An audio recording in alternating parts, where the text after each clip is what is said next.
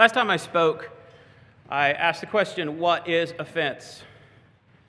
Offense, I explained, was that someone new in the faith or a brother, if you cause them to sin, either by direct action or by example, that was what was meant by offense or scandalizo.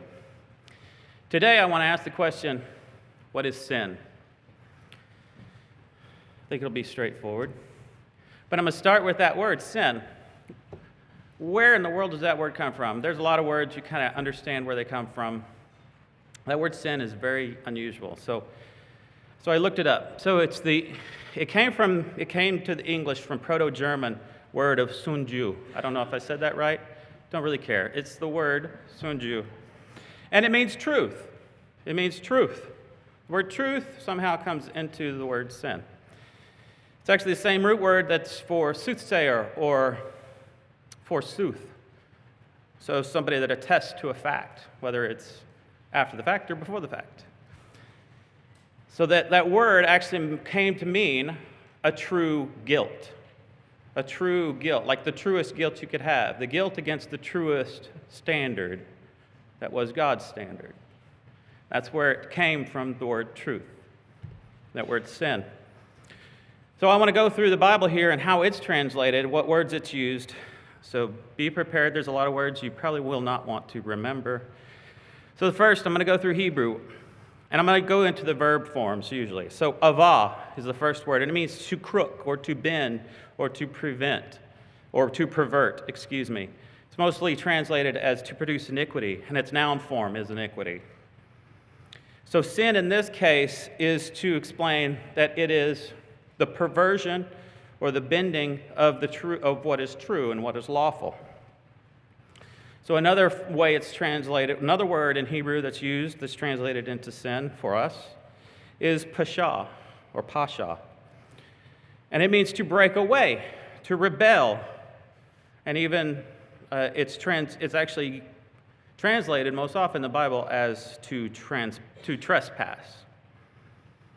Seems weird to put trespass with rebel and breaking away, but this is not a misdemeanor we're talking about. We're talking about trespassing or walking over the law is what that's intended to mean. It's not an accident, not a misdemeanor.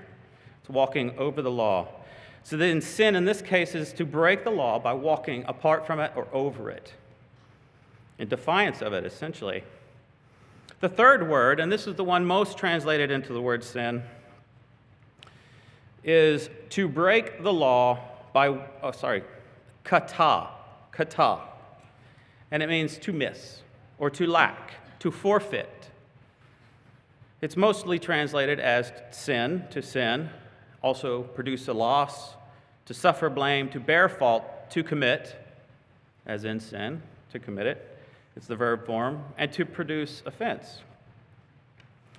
Its noun form is the offense, but also the penalty for that offense. So it's the offense and its penalty. And it's translated as sin or sin offering. So here we see that sin is to produce a loss, to fall short, and to bear its fault. Bear the penalty or carry that penalty for the act itself. And if you're bringing a sin offering, you're actually doing it openly and not hidden. In other words, you're trying to get rid of that fault. If you do it in hidden, you're not really getting rid of it. You bear it forth, and you get rid of it. That's what's meant by the sin offering in this case, and to bear it forth. So in Greek, I want to transition now to Greek. The Greek is much easier. It's usually just one word. Hamartano. Hamartano is the verb form, and it says, to not do your share. That's what the word means. To not do your share. To not do your part. To fall short of the reward. To fall short of the reward. This is not really to miss a mark, even though it's stated that way. This is actually, this is not an accident. Like I'm missing the mark on accident. You're missing it for lack of trying. It's not an accident. And it's translated as to sin most often, and sometimes to trespass. So sin here is to remove value or not give the value that was promised or that is expected of you and what you're capable of doing. You're given this capability and you fall short. You don't do it. You don't earn that reward. Think of it as wages for a boss. And when you fall short, you're in a state of debt. You owe something. If you're not earning your wages, you're actually not giving him the value he paid for. You're in his debt. You're actually collecting it. You are producing a debt. So what is sin? The action of sin is to bend, to break, to fall short of the law. Sin is the transgression of the law. I could have said that at first, right? Sin is the transgression of the law. But summed up in Greek, it is to withhold value from your promised or expected effort or responsibility. So with God, our responsibility is to keep the law. That is what we have promised. So to falling short is to sin. Very straightforward. And the state of sin carries a penalty. And in Greek, it is to come up short of that promised value, to stay in debt. And with the law, the wages of sin is death. But Christ died to pay the penalty if we repent. I think all that's well understood.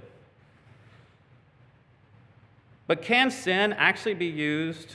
Can these words actually be used in another context apart from this?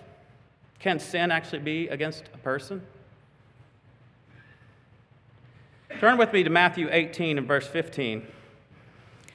And we'll read, in Matthew 18 and verse 15, we'll read 15 and 21. Matthew 18 and verse 15.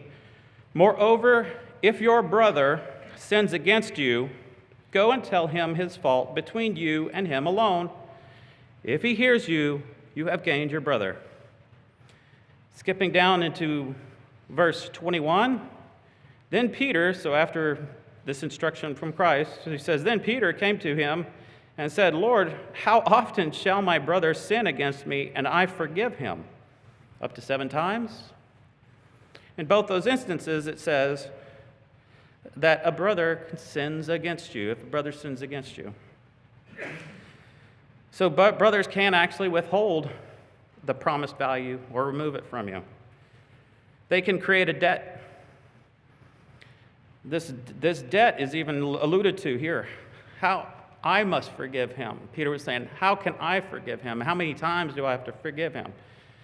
Talking about that value that was lost.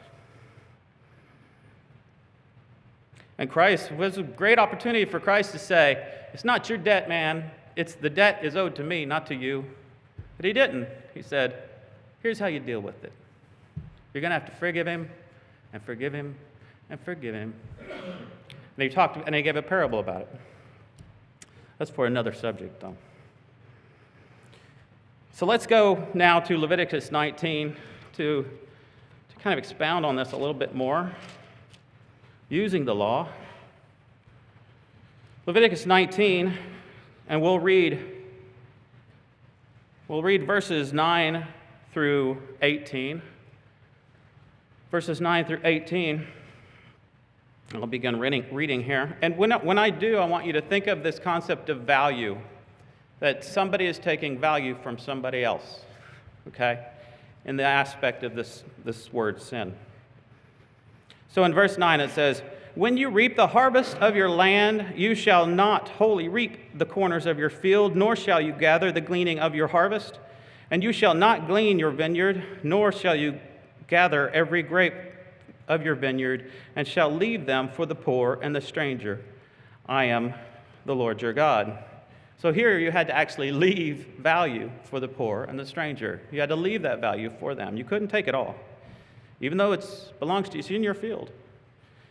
Verse 11, you shall not steal, taking value directly, nor deal falsely, nor lie to one another, and you shall not swear by my name falsely, nor shall you profane the name of your God. I am the Lord. You shall not cheat, your neighbor, nor rob him. The wages of him who is hired shall not remain with you all night until morning. So he's basically saying you can't cheat somebody. You're not supposed to obviously cheat somebody. You have to deal honestly and truthfully with everyone. But that also includes paying them promptly for their service. Not withholding it, not keeping it so that you can gain advantage or something. Prompt. Give that value immediately. Let's continue in verse 14. It says, you shall not curse the deaf, nor put a stumbling block before the blind, but shall fear your God. I am the Lord. So you're not taking advantage of your position or the advantages that you have. You shall do no injustice in judgment. You shall not be partial to the poor, nor honor the person of the mighty. Obviously, showing partiality takes value. In righteousness you shall judge your neighbor. You shall not go about as a talebearer among your people, nor shall you take a stand against the life of your neighbor. I am the Lord. He kind of wraps it up there. He's basically, obviously, testifying against your neighbor falsely causes an immense amount of value pull from that person. But tale-bearing in hidden places could take even more. Could take even more by doing that. So in verse 17, he transitions now. He talks about this taking the value from your brother. And in 17, he actually goes into, what do you do with that brother who has taken the value from you? He says, you shall not hate your brother in your heart. You shall surely rebuke. You have to tell him your fault, your neighbor, and not bear sin because of him. This word because really is translated in every other instance that I could see as upon. So, and not bear sin upon him. Verse 18, it says, you shall not take vengeance nor bear any grudge. I'm going through a lot of words today, but this word grudge means to hold back. Again, alluding to that value. You actually owe value back to him. And we're going to see what that value is. It says, you shall not take vengeance nor bear a grudge against the children of your people, but you shall love your neighbor as yourself. I am the Lord. Not supposed to hold back your love.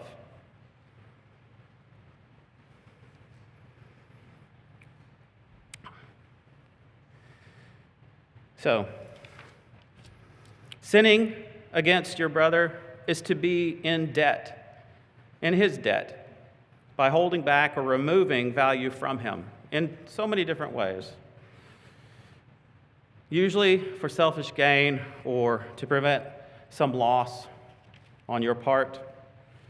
But just like we can go to our Father to ask forgiveness, we are to go to our brother. So what is sin? Sin is separation.